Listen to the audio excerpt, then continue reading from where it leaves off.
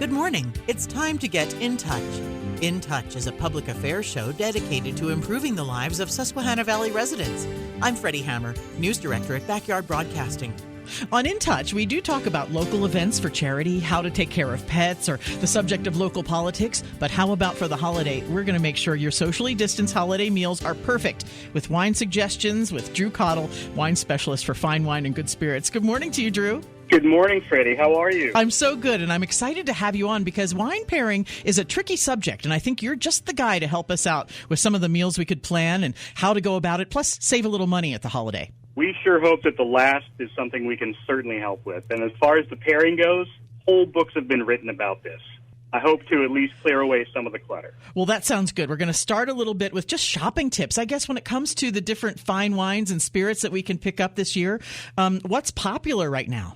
Sparkling wines are always popular. Also, we've just passed, there may still be some in the stores, and it's still going to be very, very good, but there is still some Beaujolais Nouveau out there, which is a wonderful, light, quaffable, which is a technical term for it goes down really nice. Say it again. Beaujolais what? Beaujolais Nouveau. Mm-hmm. The story of Beaujolais Nouveau is that it's the first wine of the harvest. So this year's Beaujolais Nouveau was actually on the vine 6 weeks ago in France. I'm so glad that we're wines in Europe because at this time, I guess the Napa Valley wineries aren't in very good shape because of the fires. The news was pictorially very bad, but Napa produces 4% of the wine of California. Okay. And like 10% of the wineries in the Napa Valley were affected. So most Napa Valley vintage 2020 wines are going to be just fine. Well, that's good to know. Right. Well, let me hear a little bit about shopping at Fine Wine and Good Spirits, where we're going in with masks. It's very careful. People are at the door making sure that we're shopping properly.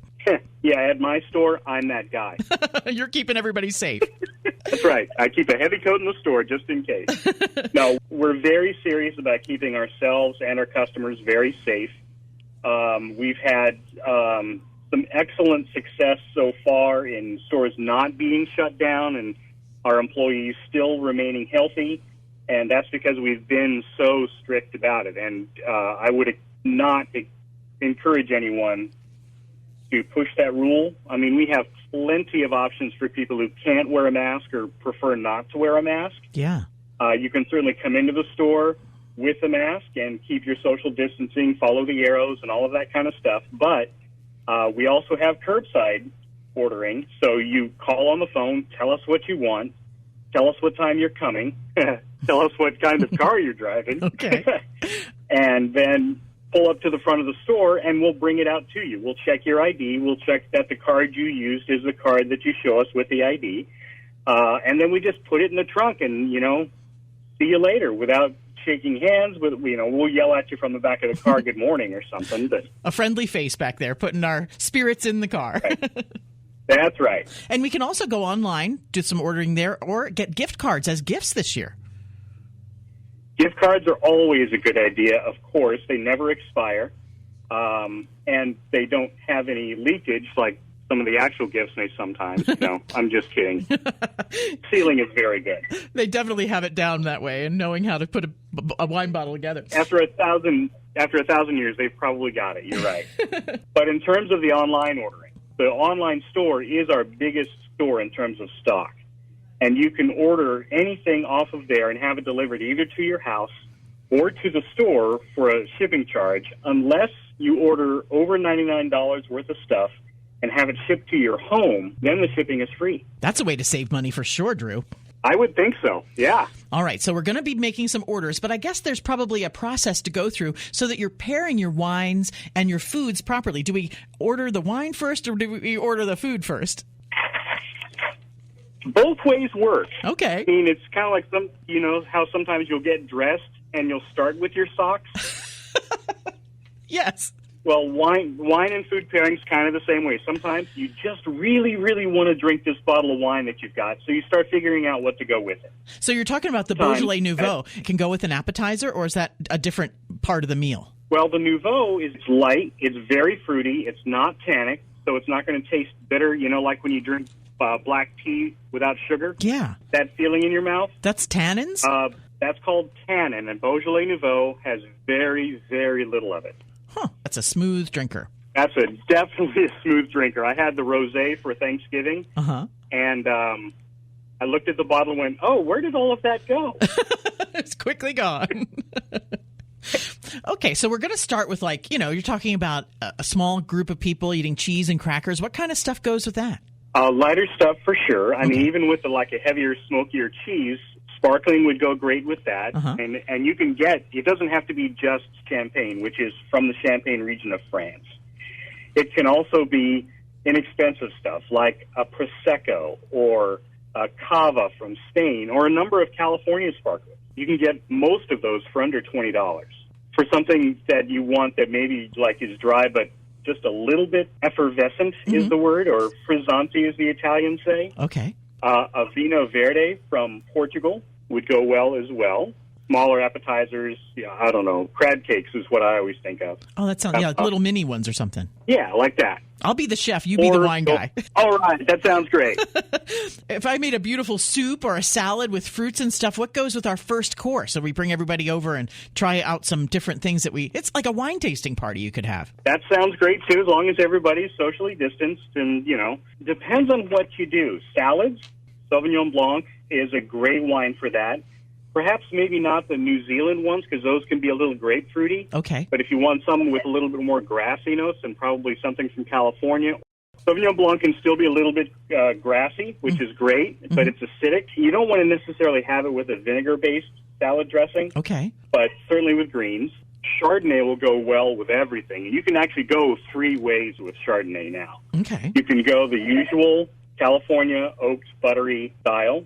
You can go unoaked. A lot of French Burgundies are just Chardonnays, and they have a lot less oak. Or you can go the other direction and just get a wine that is absolutely buttery.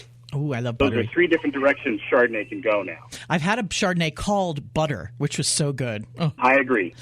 So when we bring in when we're talking about dark meat of a turkey or a more bold meat as a second course as far as what's on our tables, is that when we're going to go a little darker with our wines? I would definitely suggest that. If you're going to have a prime rib or something like that, then go all out. Get the Napa Cab. Get the Paso Robles Cabernet Sauvignon. If you're going with turkey, Pinot Noir goes very well with that, or Sangiovese, which is an Italian grape that most folks would know as the basis for the wine Chianti. Okay. It's made from a Sangiovese grape. The drier taste. They're all going to be dry. Okay. The tannin that we were talking about, there's going to be a little more of that, but usually is a great balance for the fat that you taste in the prime rib or the dark meat of the turkey. Red Zinfandel, not white, but red Zinfandel, the original Zinfandel, is also very good for the darker meats and the heavier meats in the main course. I didn't realize there was an original dark Zinfandel because, of course, the pink stuff is always what we loved. Right, but there's a story behind that if you have time for that. Sure. Sutter Home is the originator of white Zinfandel, and they actually bottled what they had first considered a mistake. They were trying to make a dry rosé called Oil de Partridge or Eye of the Partridge. Uh-huh. I know I'm butchering the French, but you get the idea. I do. And the fermentation stopped. The yeast didn't carry out their full jobs. So they bottled this kind of half-sweet pink wine, and it blew up on them. Absolutely blew up on them. So they had to make more the next year, and they kept going. And that's how you get white Zin. And that's the Sutter Home, you said they are the ones that did that? Yes, it is. It's the one that looks like the original. It's the OG Zinfandel. Yeah, well, it's the OG white Zin. You're right, OG white Zinfandel. So we're going to pumpkin pie or anything that comes with chocolates. I mean, we're talking about yummy sweet wines that are going to overcome that dessert taste, isn't it? Well, that's funny. Sweet for sweet, you kind of want to balance the sweet. But, okay. but pumpkin pie with Moscato, that sounds really good, especially with a lot of whipped cream, as is what you're supposed to do, right? Yes.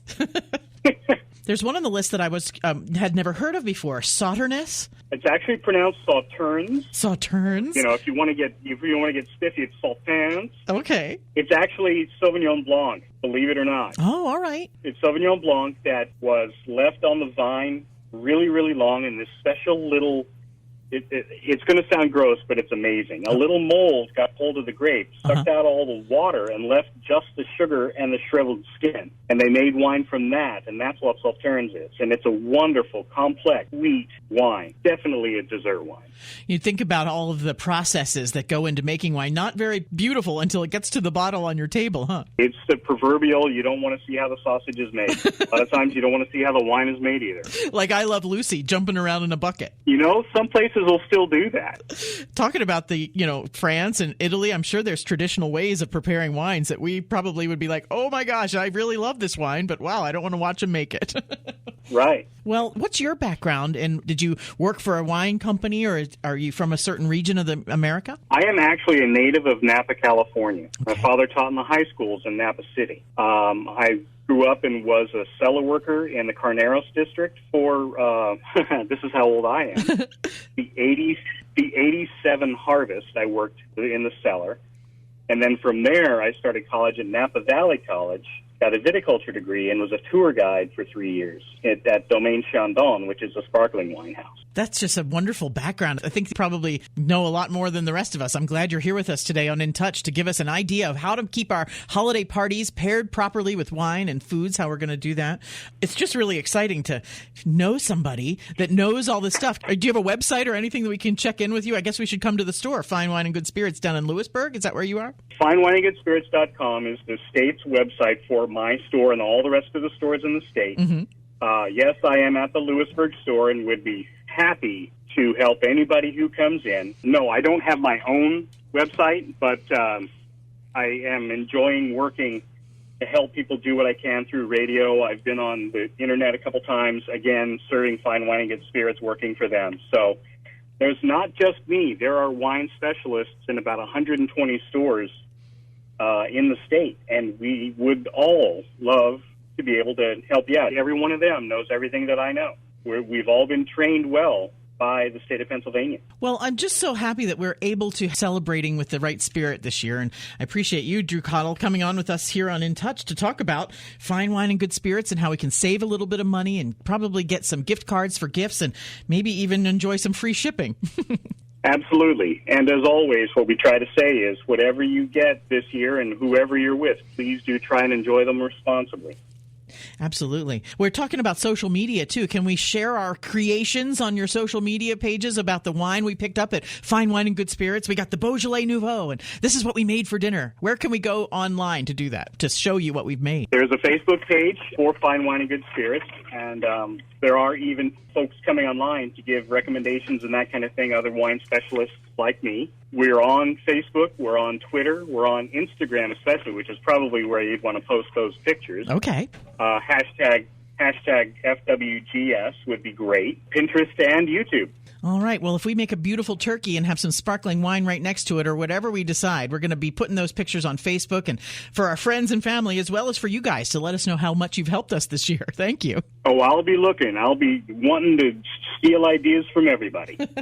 Drew Cottle, he's a wine specialist with Fine Wine and Good Spirits right here in Pennsylvania. His Lewisburg store, we have lots of locations around Lycoming County, so we're certainly excited to get ready for the holiday and start shopping for foods and wines. Thanks, Drew. Thanks, Freddi. I appreciate the time. In Touch is locally produced in our studios at 1685 4 Mile Drive in Williamsport. To get in touch with us regarding questions, comments, or topic ideas, call weekdays between 8 and 5, 570-323-8200. You can also write to us at 1685 4 Mile Drive, Williamsport, PA 17701. Attention Freddi Hammer. Or email me at fhammer@backyardbroadcasting.com. For archive programs of our In Touch series, you can subscribe to our YouTube channel, Backyard Broadcasting. Each current weekly program is featured on the Backyard Broadcasting websites. Thanks for listening to In Touch, a production of Backyard Broadcasting.